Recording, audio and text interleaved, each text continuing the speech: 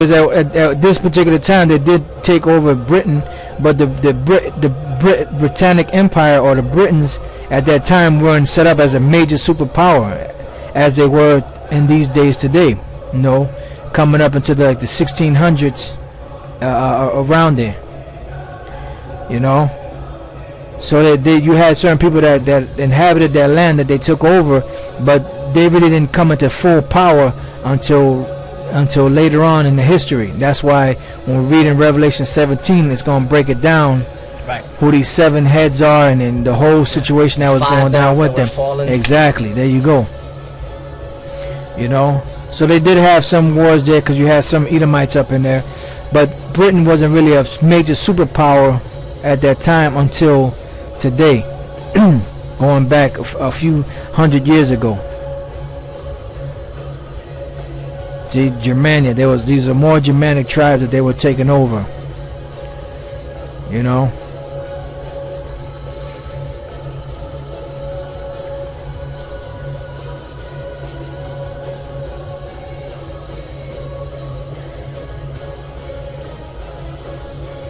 Now this is going towards the end of Esau's kingdom, coming back into Jake starting to rule at that time.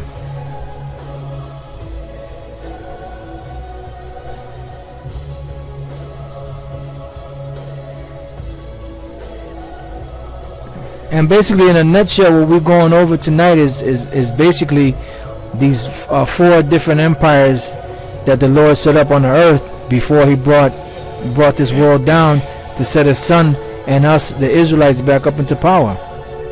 And that's what we're seeing right now. You know, and matter of fact, after this, you know, whatever you got, brother, bring it out, and then we're gonna go to Revelation 17. You know, I mean, I know this video is a little long, but I want to just let it play just so you can get the basis or the basics of the history. See, they go into the whole Roman conquest here. Alright, now let's go from, you got something, brother? No. Alright, let's go from there. Let's go to the book of Revelation, the 17th chapter, and I believe it starts around, let me just get it real quick. Revelation 17. 8. Start at 7. Revelation chapter 17, verse 7. And the angel said unto me, Wherefore didst thou marvel? I will tell thee the mystery of the woman and of the beast that carrieth her, which hath the 7 heads and the 10 horns. Right, now this woman that spoke about, which is the great harlot, was America, because America is the country that these international bankers have used to push all this democracy and these different religious orders around the world. And the beast that's carrying her, the beast is NATO. These different European nations are the one that's really carrying America, especially right now, because the American dollar is basically obsolete damn near.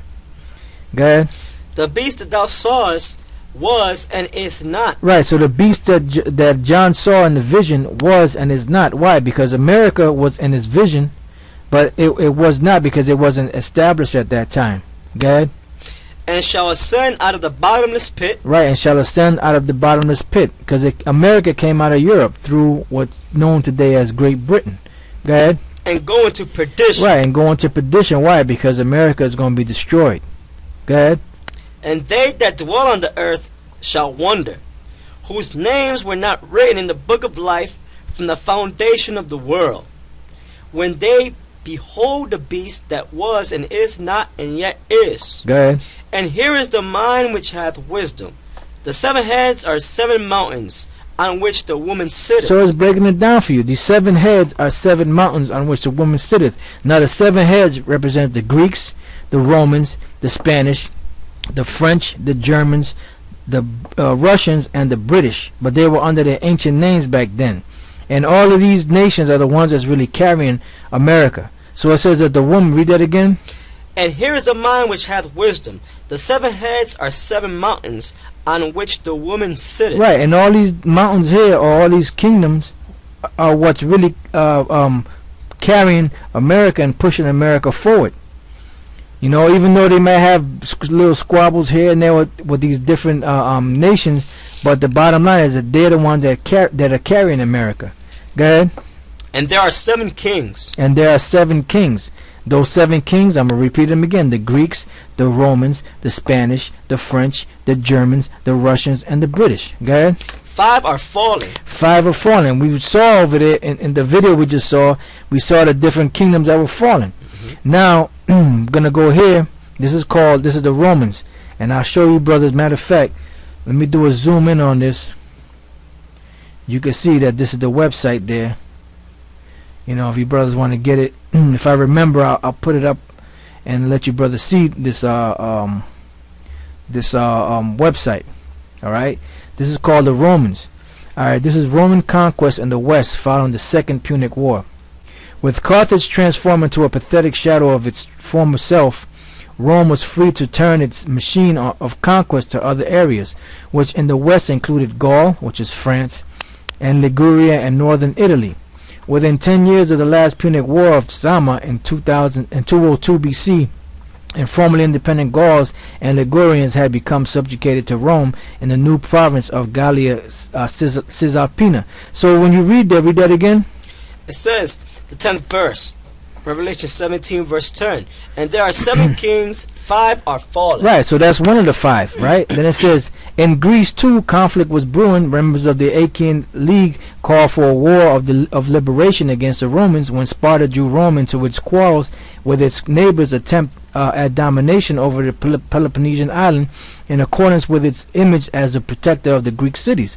Rome had made demands at council of the league that convened in Corinth, which had culminated in the league's defiant and perhaps foolish call for war in 146 BC. Thus, in the same year that Carthage irreversibly fell in the Third Punic War described below, Corinth was sacked thoroughly, and the Greek states too were absorbed into the Roman Empire. That's another one. You had the Gauls, that's the Greeks. In Spain, Rome had set up a provincial government in 197 BC, partitioning the region into northern and southern provinces. This initial attempt at subjugating the Spanish population was not surprisingly met with rebellion from the tribes. The charge of subduing the independent spirited Spanish tribes came upon the Roman Marcus Porcius Cato, also called Cato the Elder, who dealt with them strongly.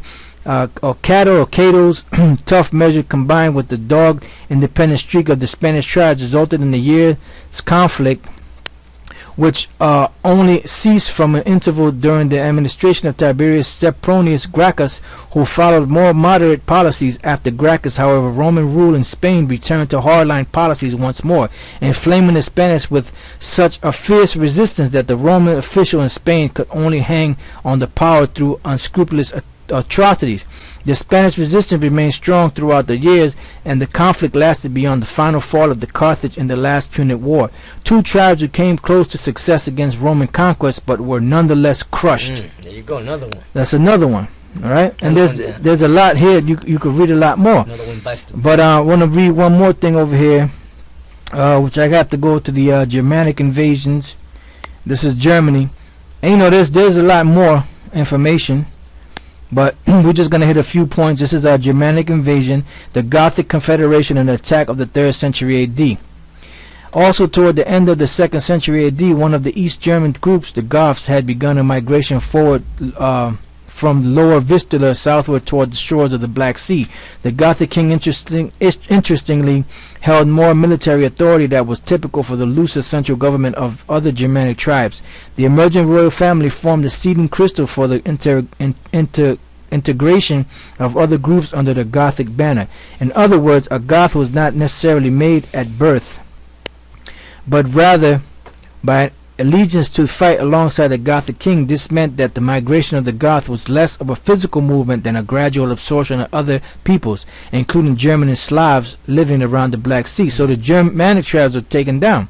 The resultant Gothic confederation was strong enough in the 3rd century AD to challenge a Roman Empire weakened by internal troubles.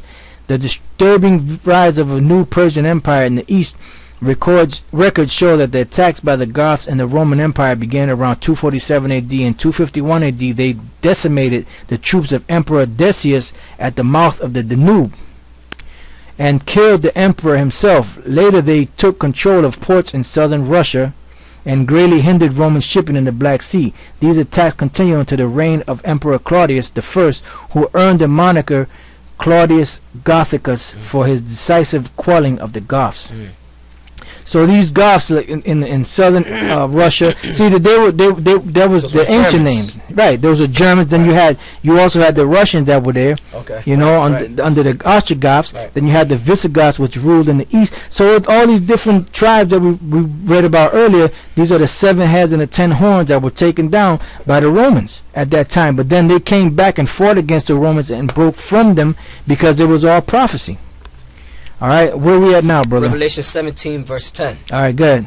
And there are 7 kings, 5 are fallen. Right, so the 5 that are fallen were the Greeks, the Spanish, the French, the Germans, and the Russians under their ancient names. Go ahead. And one is. And the one that is are the British.